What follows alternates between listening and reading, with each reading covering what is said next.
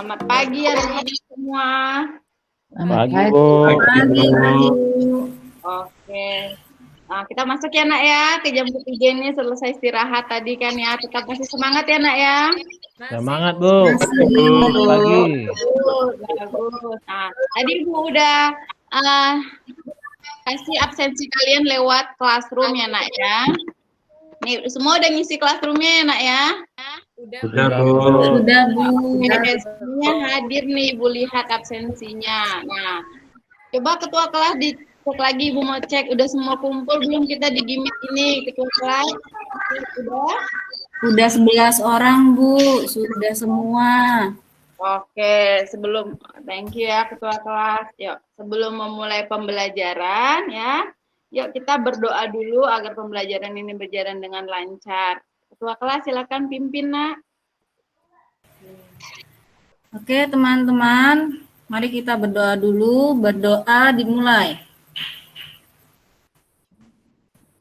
Berdoa selesai. Memberi salam. Selamat pagi. Assalamualaikum warahmatullahi wabarakatuh. Waalaikumsalam warahmatullahi wabarakatuh. Selamat pagi, Nak. Oke. Nah, Pagi, Bu. udah pada kangen ke sekolah nggak sih ya, Nak ya? Sudah, Bu. Udah kangen banget, Bu. Ke kantin, Bu. Kangen, Bu. Saya juga, Bu. Saya kan kantin, Bu. Jajan, Bu. Iya, iya. Nah, kita kan udah pasti pengen ke sekolah nih. Jadi Ibu mau mengingatkan nih anak ya di rumah, meskipun kita jarak jauh seperti sekarang ini, ingat ya lakukan yang namanya protokol kesehatan itu dengan baik ya, menggunakan masker, rajin cuci tangan, jangan keluar-keluar kalau nggak penting ya nak ya, belajar aja di rumah dengan baik, kumpul dengan keluarga, oke? Nah, sekarang kita masuk ke materi kita, ya, Ibu buka dulu PowerPoint-nya. Sudah terlihat, Nak? Sudah, Bu. Sudah, Bu. Oke, sekarang kita masuk materi kita tentang sumber data kependudukan di pertemuan pertama ini, ya.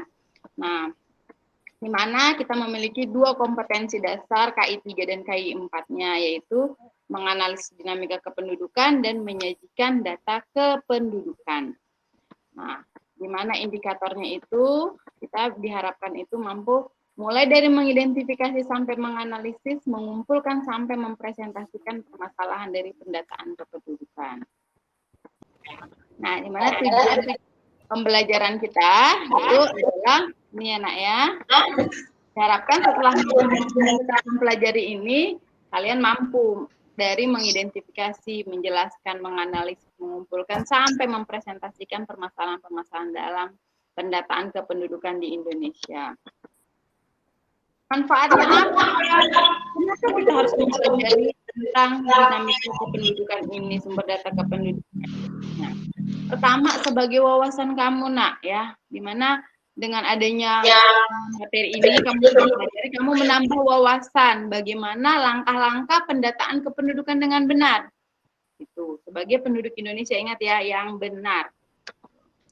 Atau mungkin nanti anak ibu ini ada yang jadi pejabat atau pengambil keputusan kebijakan di negara ini. Nah, jadi bagaimana menggunakan sumber data kependudukan yang ada ini dengan benar, secara bertanggung jawab, dengan bijak. Ya, nak ya. Nah, oke, kita masuk ke materi kita. Ini ibu ada tampilkan nih, ada yang namanya akta kelahiran, KTP. Atau kegiatan survei. Siapa di sini yang udah punya KTP? Udah ada belum ya? Belum, Bu. Belum, Bu. Belum ya. Masih 16, Bu. Di 16, oke. Nah, Belum, Bu. Ya, kalau nanti sudah waktunya punya identitas KTP ini, segera ya nak ya, mencatatkan diri karena ini registrasi yang mencatatkan diri. Gitu. Nah, kalau ibu tanya, apa sih tanggapan kamu tentang data-data ini? Gitu. Siapa yang mau kasih masukan coba? Ya, Dona silakan nak. Tentang jumlah penduduk mungkin, Bu. Oke, tentang jumlah penduduk. Ya, Bu. Ya, Dona. Sebagai data identitas diri, Bu. Sebagai data identitas diri, oke, bagus. Berarti ada identitas diri. Oke, nah sebelum kita masuk ke kita ya, kamu video dulu nih. Oke, perhatikan video berikut ini. Nanti kamu amati, ini sekitaran 2 menit ya, 2 menit 8 detik itu. Amati isi video ini, terus nanti kamu kemukakan apa isi dari video ini.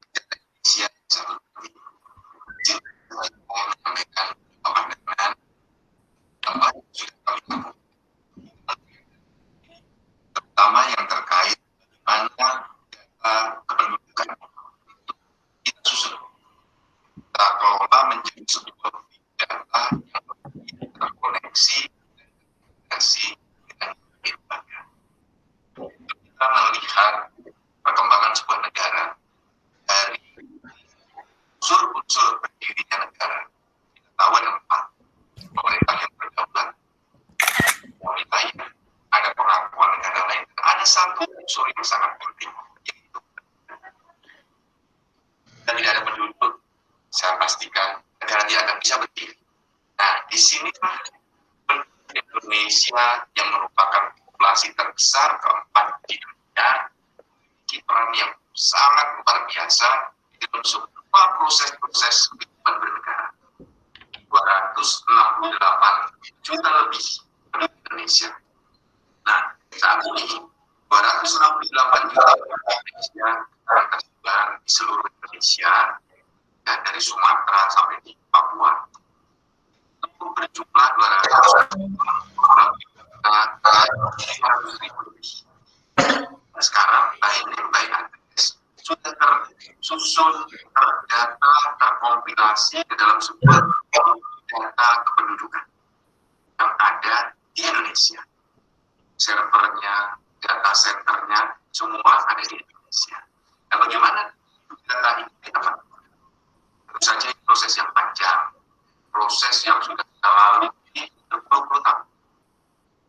Kita tahu salah satu tugas negara adalah memberikan perlindungan kepada seluruh warga negara. Salah satunya melalui pemberian trust dan dokumen kependudukan. Itulah awal dari data kependudukan. Oke, itu dia isi videonya, Nak, tentang big data. Bagaimana data kependudukan ini ternyata sangat penting loh, Nak, kita milih ini. Oke, coba Ibu mau minta pendapat kamu dong, Nak. Apa yang kamu tangkap dari hasil video tersebut? Siapa mau berkomentar, Nak? Saya, Bu. Coba, Septiara. Dari video tadi saya bisa mengetahui kira-kira gambaran survei sensus itu bagaimana, Bu. Jadi saya ada gambaran nih kalau saya udah cukup umur, saya nanti di sensus bagaimana. Nah, gitu, Bu. Oke, good. Bagus. Ada lagi, Nak? Coba. Mungkin temannya yang lain. Saya, Bu. Coba Foni, ya Foni. Ya, Bu. Besok saya kalau sudah 17 tahun, saya harus punya KTP, Bu. Oke, good. Ada lagi yang lain? Satu lagi, Bu minta tanggapannya. Siapa? Bu. Oke, Dian. Yuk, Dian. Video tadi nggak ada penduduk, nggak ada negara, Bu. Jadi penduduk itu sangat penting, Bu.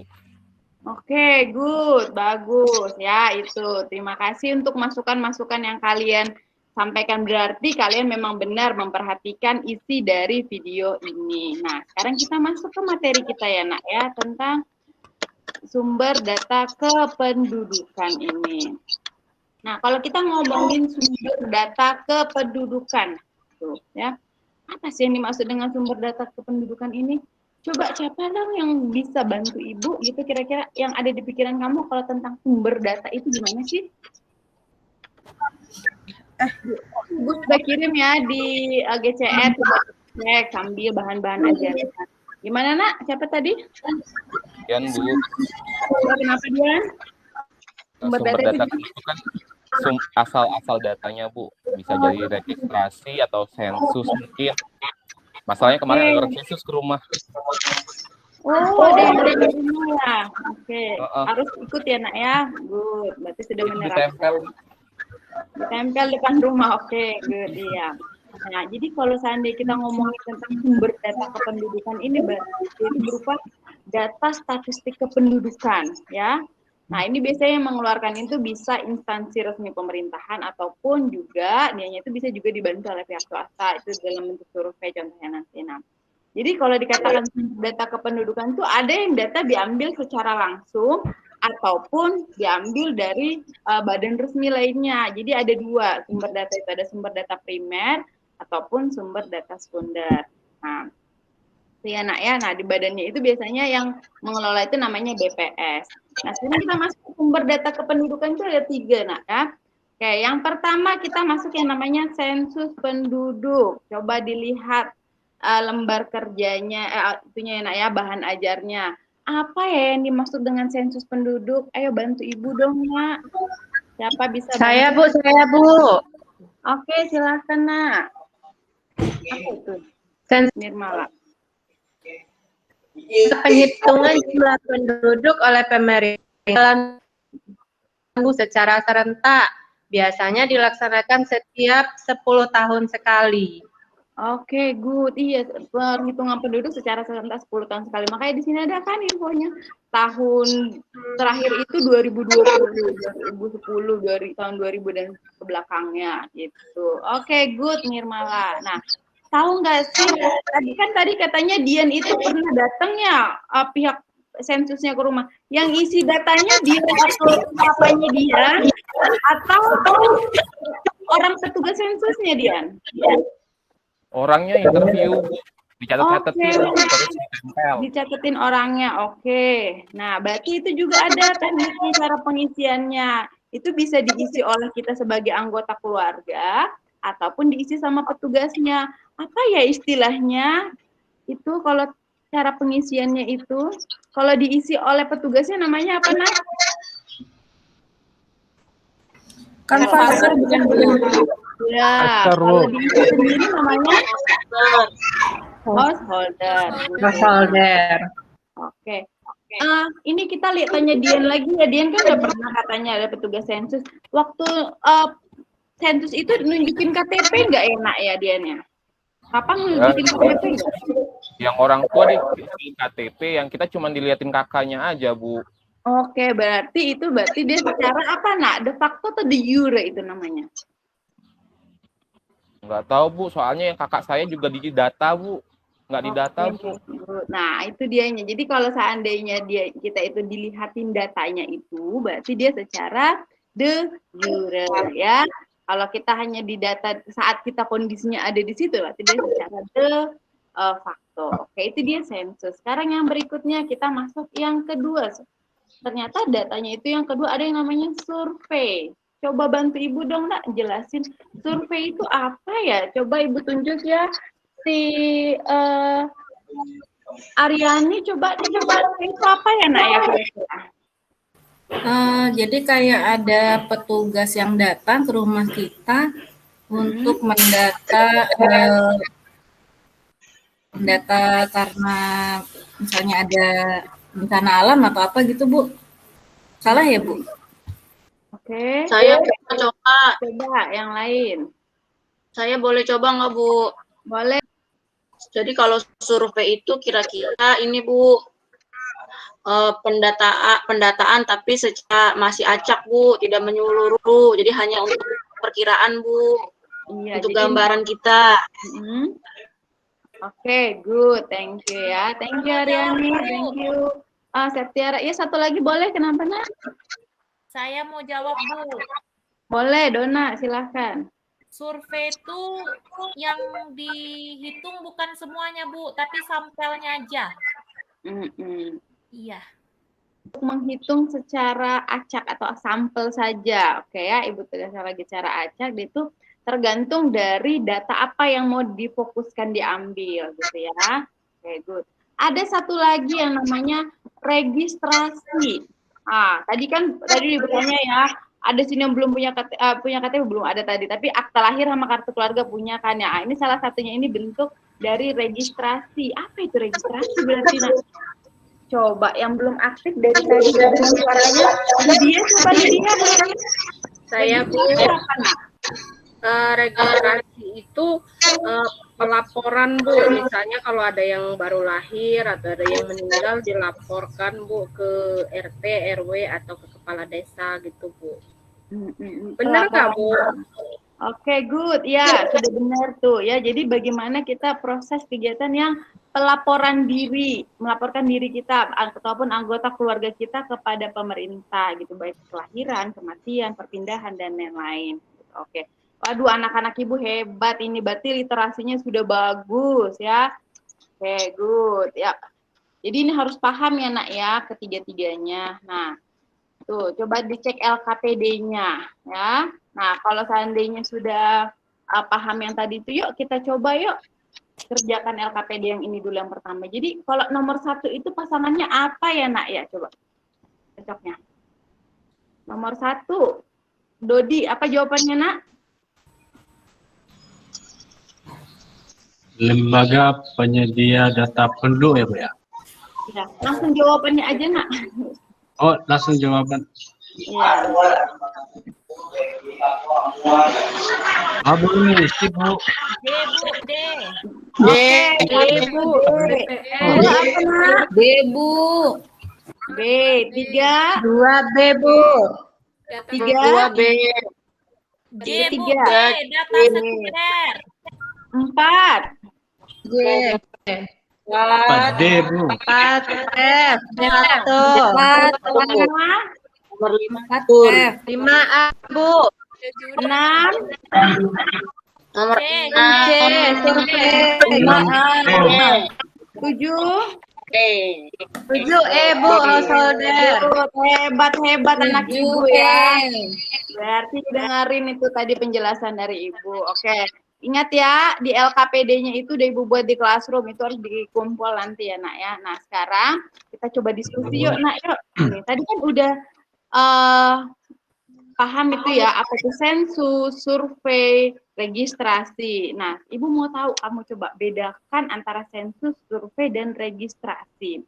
Terus kelemahan masing-masingnya itu pasti ada. Kenapa harus tiga-tiganya kita terapkan di Indonesia? Pasti ada plus minusnya gitu. Oke, coba didiskusikan ya. Di mana Ibu bacakan dulu ya kelompoknya itu. Kelompok 1 ada Dodi, Nirmala, Aryani, Foni, sama Dona. Kelompok 2 itu ada Donald, Dian, Septiara, Heriu, sama Lydia. Nah, coba kalian diskusikan. Ini bisa kamu diskusikan dalam classroom kita dulu ya. Nih di classroom ini. Silakan kamu buat diskusi kelompok. Kira-kira apa hasilnya? Gitu. Oke? Nah. Ya, Bu. Oke, good ya. Nah, sudah ya. Sekarang Ibu mau tanya dulu, yuk.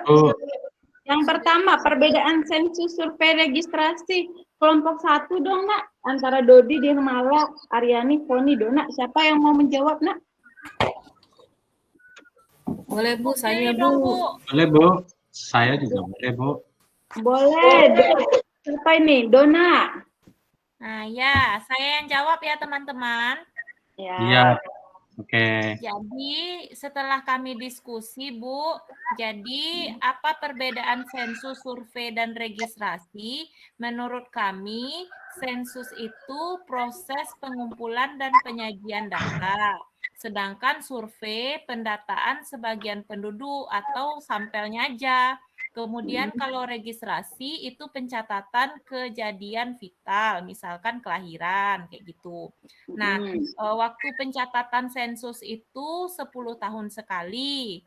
Kalau survei 5 tahun sekali biasanya. Kalau registrasi itu kontinu. Setiap ada kelahiran, ada laporannya kayak gitu, ada akte kelahirannya kayak gitu. Kemudian apa lagi ya? Kelemahannya ya? Enggak, itu dulu, itu aja.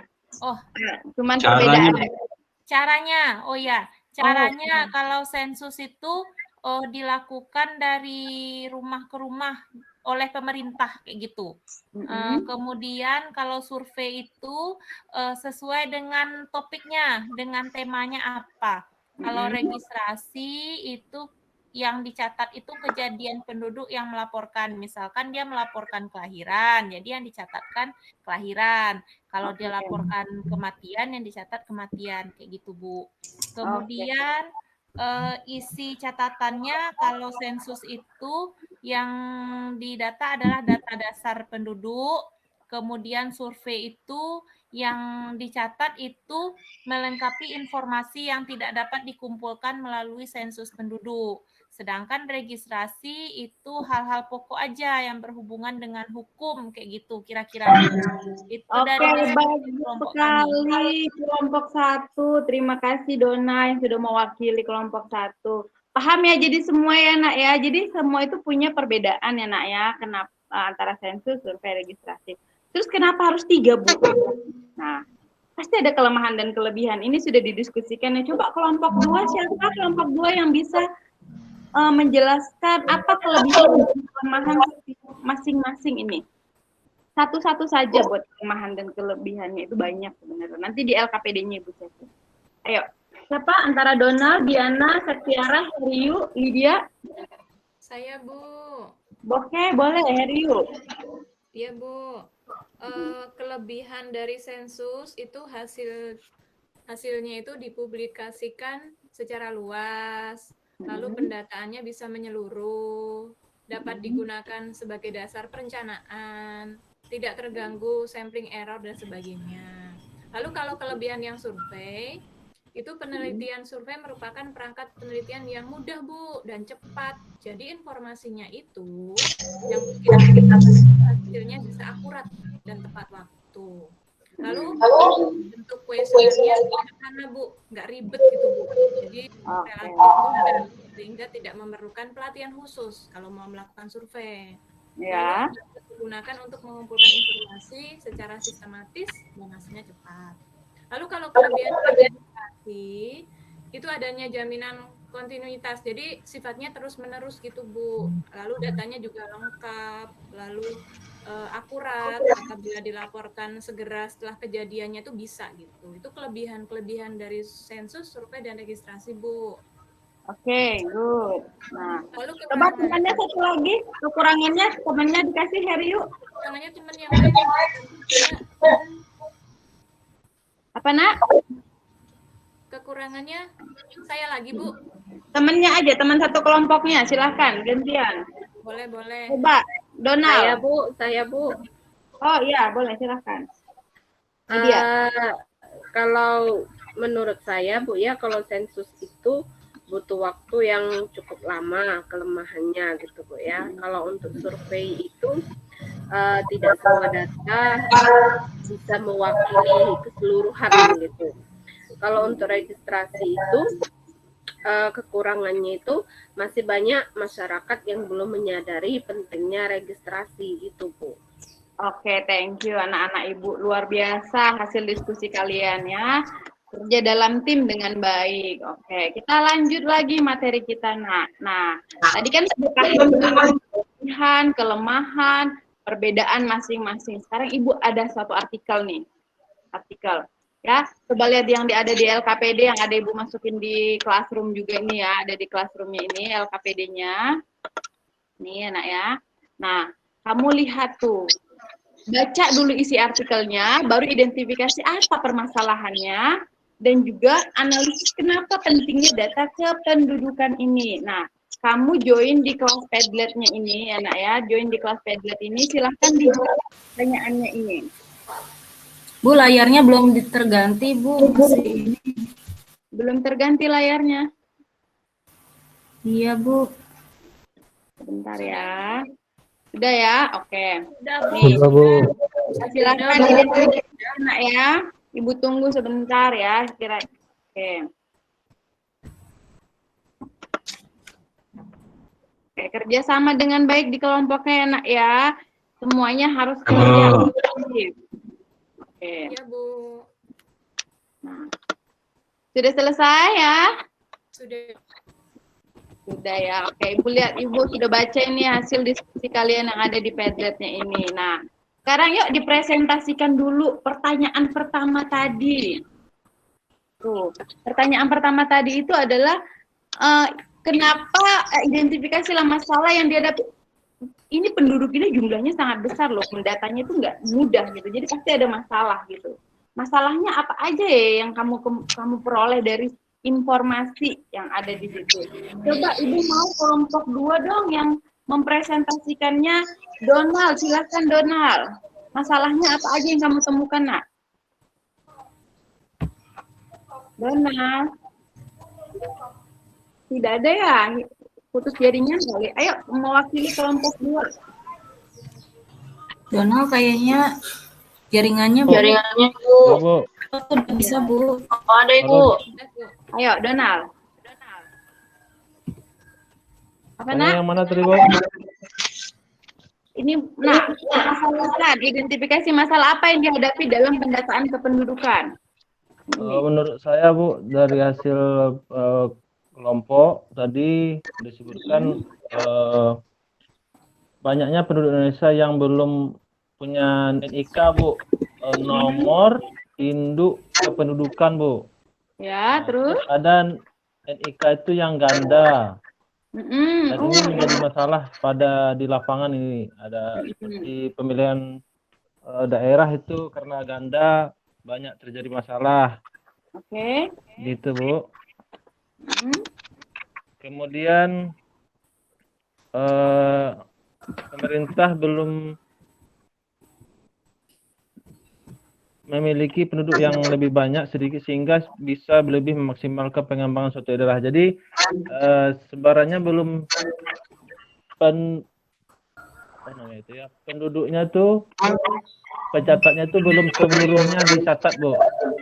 Oke, Belum ke pelosok-pelosok gitu, Bu. Oh, oke, bagus. Ada lagi tambahan dari kelompok 2? Dari jawaban temannya tadi sudah mewakili semua?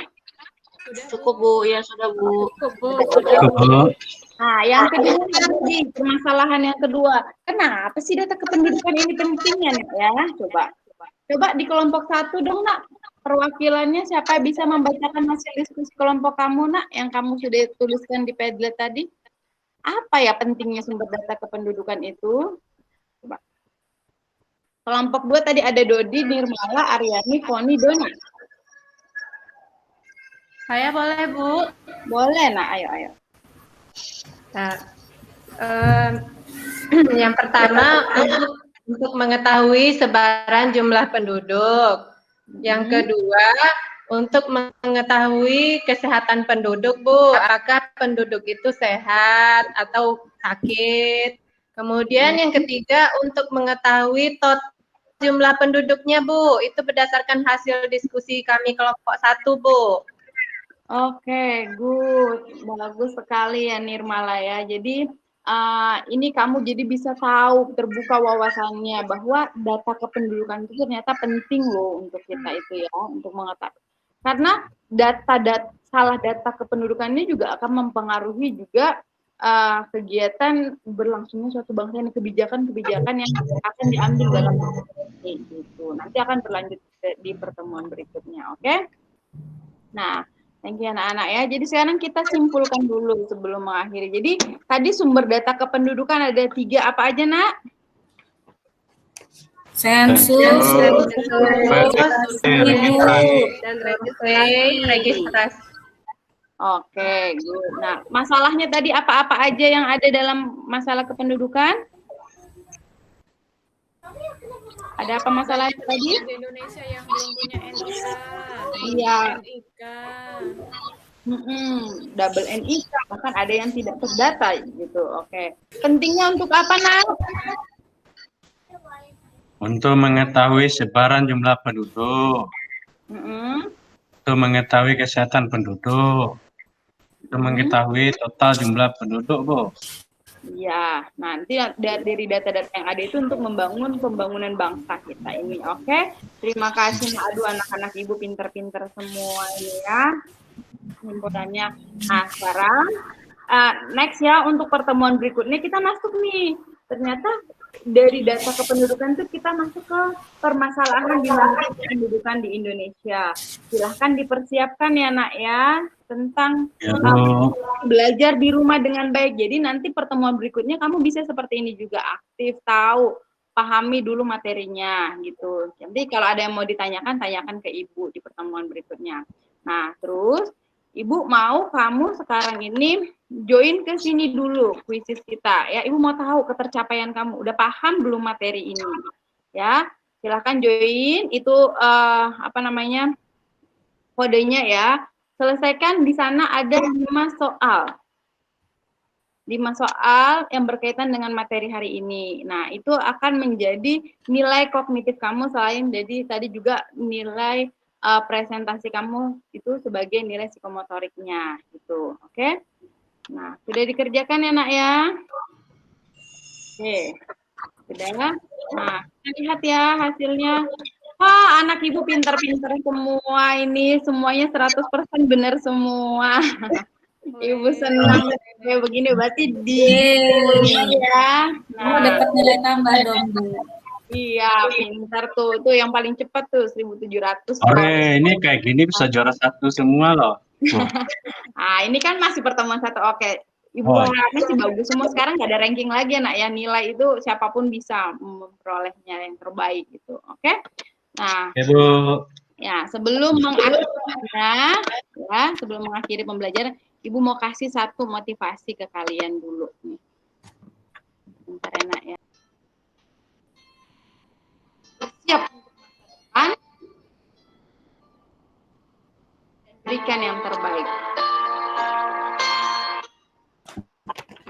Untuk hari ini ya, jadi itu. Jadi bersiaplah. Jangan melihat masa-masa lalu apapun kondisi kamu saat ini, tapi bersiap untuk ke masa depan kayak tadi Bu bilang. Siapa tahu salah satu dari kamu sebagai bagian dari pemangku kebijakan di negeri ini. Mungkin tadi kamu lihat itu tiga-tiganya itu punya kelemahan masing-masing antara survei, registrasi, ataupun sensus. Bagaimana kelemahan-kelemahan itu bisa kita rubah menjadi kelebihannya kayak gitu. Begitu juga dengan diri kamu, ya Nak ya. Ibu berharapnya lebih baik lagi, sehat semuanya. Kita ketemu di pertemuan berikutnya di minggu depan. Oke, sebelum mengakhiri pelajaran, kita tutup dulu dengan doa ya Nak ya. Yuk ketua kelas, sebelum mengakhiri pembelajaran kita doa dulu lagi dan yuk kelas. Oke teman-teman, mari kita mengucapkan hamdalah bersama-sama. Alhamdulillahirabbil alamin. Oke, thank you ya Nak ya, sehat semua ya Nak ya. Sama-sama Bu Tere, sampai ketemu minggu depan. Ya, bye.